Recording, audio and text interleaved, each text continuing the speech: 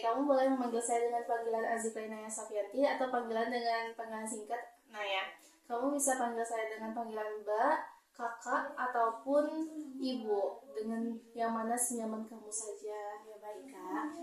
Bagaimana mungkin di sini kamu sudah tahu ya apa tujuan kamu datang ke saya. Dan sebelum kita lanjut ke proses konselingnya, di sini saya akan menyebutkan taktik dalam konseling yang akan kita lakukan. Dan untuk yang pertama itu semua cerita kamu itu bersifat rahasia dan kamu juga tidak perlu khawatir. Dan yang kedua, juga waktunya saya batasi dari 30 sampai 45 menit ya Muna. Iya Kak. Jadi Oh ya Kak, kalau misalnya Mona bercerita Kak, kalau misalnya ceritanya melebihi waktu yang Kakak tentukan gimana Kak?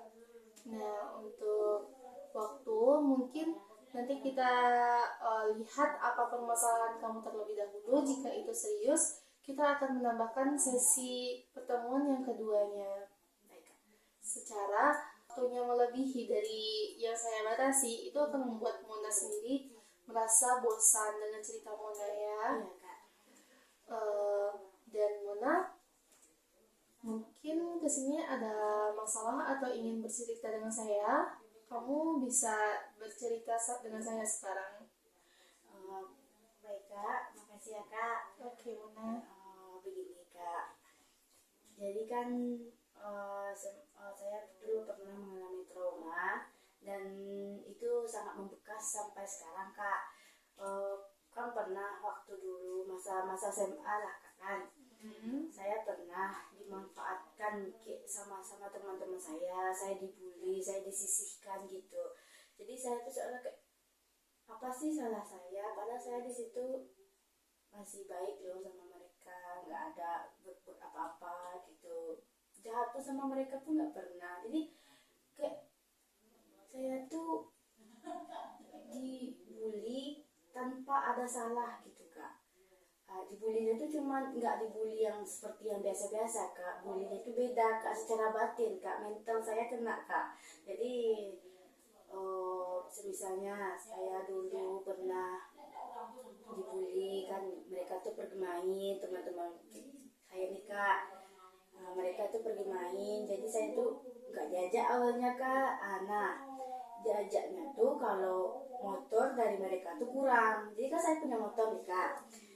Ini kan saya kayak berarti kan waktu tuh saya masih kayak mending gak sih diajak gitu kan.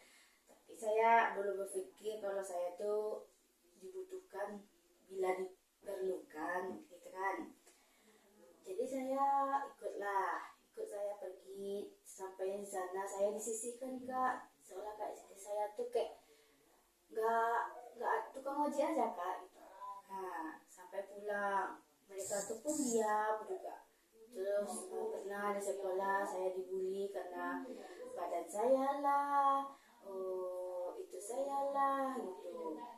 Saya kan waktu SMA tuh kan sedikit nakal ya Kak, saya sering lipat-lipat baju. Nah saya kan jelas satu body saya kan dulu kan tuh SMA tuh saya pakai baju kurung gitu Kak, ini kan dalam dengan lutut dengan paha lah Kak. Jadi saya lipat-lipat lah sampai ke atas, jadi kan kayak crop gitu kan Kak. Jadi lah situ saya juga dibully, katanya saya tuh kayak equity ya gitu ya. Jadi saya nggak cuma itu aja sih Kak, saya pernah dibully kayak baik gimana. Saya tuh merasa saya tuh berteman hanya sekedar saya tulus, cuma mereka tuh nggak tulus gitu. Jadi saya setiap malam kadang nangis, apalagi sampai saya kuliah. Sampai kuliah pun kan mereka tuh kan, kita kan udah tamat nih Kak. Kami kan udah tamat tuh. Kan saya kerja awalnya di warung bumi, ada di simpang dekat rumah saya Kak. Saya di situ dibully juga kok sama teman saya, bilang kamu kuliah kata gitu kan. Terus saya bilang iya, rencananya iya kataku kan. Terus Kak saya kerja selama 6 bulan atau 5 bulan Kak. sempat juga saya ikut TBK Kak di Padang, cuma saya nggak lulus. Terus saya pergi kerja sambil untuk mencari kuliah-kuliah yang dekat-dekat sini aja Kak, yang dekat Bukit Tinggi aja. Terus saya ditanyanya lah sama teman kan, mau kuliah gitu. Saya bilang iya, cuma saya kerja gitu Kak. Emang sanggup, gitu gitulah mereka tuh. Jadi kan mental kena tuh kan Kak. Jadi saya pikir betul juga sih kata mereka, tapi di sisi lain kok saya dengar kata mereka sih gitu saya tuh punya tekad sendiri gitu.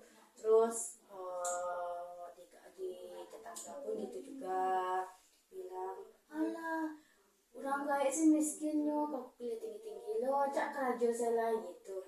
Jadi tapi kalau orang tua saya masih pengen saya kuliah karena saya anak perempuan satu-satunya di keluarga ini kan. Terus karena tekanan-tekanan dari tetangga lah, dari teman lah, dari saudara-saudara, ibu ayah, jadi saya tuh banyak pikiran, jadi merusak pikiran saya. Nah jadi gini Kak, tujuan saya ke sini gimana sih caranya untuk melepas pikiran buruk saya dan memperbaiki mental saya supaya saya lebih bisa aktif. Soalnya akhir-akhir ini saya lebih suka murung, pendiam. Itu pun saya jarang bercerita sama teman-teman saya di kampus Kak. Karena lebih suka nggak tahu Kak, cuma tiba-tiba kayak murung, kayak gimana ya gitu Kak. Jadi saya pengen mencari solusi sama kakak di sini, gimana sih Kak caranya untuk memperbaiki mental, pikiran sama rasa trauma tuh Kak. Oke, dari cerita Mona tadi, Mona tuh lebih banyak mengalami trauma di masa lalu dan juga kayak hinaan dari teman dan juga tetangga ya Mona. Sebelumnya selama Mona mengalami itu, apa sih yang terpengaruh dari diri Mona sendiri? Kata-kata orang itu Kak, kayak misalnya kayak hina-hinaan gitu, kayak soalnya kayak Monati nggak mampu gitu, nggak bisa. Nah gitu Kak. Di saat mereka melakukan atau membicarakan hal itu ke Mona, apa yang Mona rasakan dan apa yang Mona lakukan? Waktu itu saya coba bisa nangis Kak, cuman di pikiran saya masih berpikiran kayak saya bisa kok membuktikan kalau omong orang itu salah gitu. Tapi saya di sisi lain masih kayak kepikiran kalau misalnya saya nggak bisa gimana gitu. Jadi kalau di saat Mona mengalami hal itu, Mona cuma bisa menangis. Dan untuk kegiatan lain, Mona ada nggak melakukan selain menangis? Nggak ada Kak, cuma bisa menangis Kak. Dan itu pun nggak ada ruang cerita di waktu saya seperti itu Kak. Lindung bilang tidak ada ruang cerita bagi saya Kak. Nah, untuk yang tadi itu kan awal masalahnya tuh kan dari SMA ya Mona. Jadi sekarang Mona udah kuliah, Mona masih dikelilingi dengan teman-teman yang seperti itu. Masih. Untuk sekarang apakah Mona masih melakukan hal yang sama untuk mengatasinya? Masih Bu, masih Kak. Untuk Mona ada nggak memiliki teman cerita? Nggak ada Kak. Oke. Atau Mona ada nggak niatan untuk bercerita dengan teman Mona sendiri? Nggak Kak. Nah untuk saran dari saya ya Mona, untuk menghilangkan rasa-rasa atau menghilangkan pikiran negatif kamu yang sekarang, saya cuma bisa memberikan saran untuk kamu untuk tidak mendengar apa kata orang yang negatif buat kamu. Jadikan kata-kata mereka itu sebagai motivasi buat kamu ke depannya. Nah, untuk teman-teman kamu yang seperti itu, saran saya juga kayak jauhkan teman-teman yang tidak baik buat kamu. Setelah ini, apakah kamu telah bercerita dengan keluarga kamu atau orang tua kamu sebelumnya? Kalau soal cerita enggak Kak. Tapi keluarga saya tahu kalau saya tuh posisinya lagi penuh hinaan gitu, kayak seperti banyak cobaan gitu. bingung gitu. Nah, dari sebanyak itu cerita yang kamu ceritakan ke saya, ada baiknya Mona menjauhkan orang-orang yang bersifat tidak baik buat Mona dari teman-teman yang suka memanfaatkan Mona. Jika dia datang menemui Mona untuk meminta bantuan atau pergi ngajak Mona karena memanfaatkan motor Mona, sebaiknya kamu tidak perlu mengikuti mereka. Secara kamu harus bisa memilih-milih teman untuk kamu temanin ke depannya. Dan kamu juga bisa mencari teman yang memiliki sifat yang positif. Dan untuk bulian fisik itu seharusnya itu kamu nggak perlu mendengarkan mereka, kan sama dunia perkuliahan, dunia pertemanan. Sebaiknya kamu menjauhkan atau mengurangi pertemanan kamu di dunia perkuliahan maupun di rumah. Dan kamu bisa melakukan hal yang positif untuk kegiatan kamu sehari-hari. Dan kamu juga tidak perlu mendengarkan apa hinaan dari orang-orang sekitar kamu, karena setelah kamu melakukan hal positif itu, kamu juga tidak akan bakal mengingat perkataan mereka yang menyakiti diri kamu sendiri. Baik Kak. Tapi di area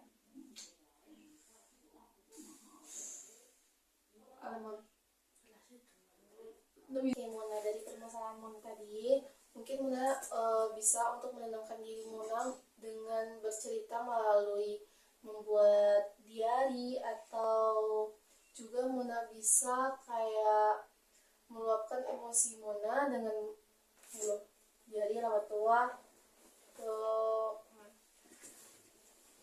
Kalau yang selanjutnya dengan diary kan, atau Mona juga bisa bercerita langsung kepada mereka yang membuli Mona.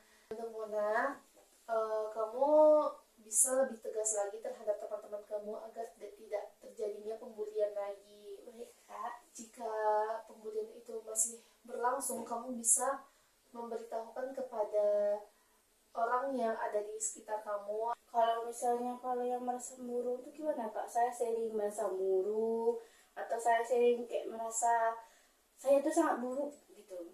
Gimana sih caranya Kak supaya saya itu nggak begitu lagi gitu? Kamu lebih merasa ke insecure ya? Iya Kak. Nah, untuk insecure itu terjadi karena mungkin insecure itu terjadi karena ketidakpercayaan diri kamu sendiri, dan mungkin kamu sering membanding-bandingkan diri kamu dengan orang lain. Itu juga penyebab salah satunya terjadinya insecure.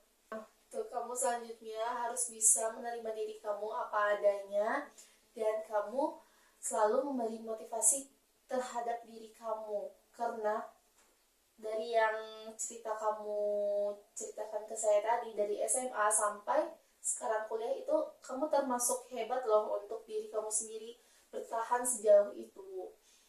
Nah, untuk mengatasi sifat kamu yang suka murung itu, kamu mungkin bisa mengisi keseharian kamu dengan hal yang positif yang saya beritahukan tadi. Baik Kak. Nah, dari sekian, apakah ada yang ingin mau tanyakan lagi?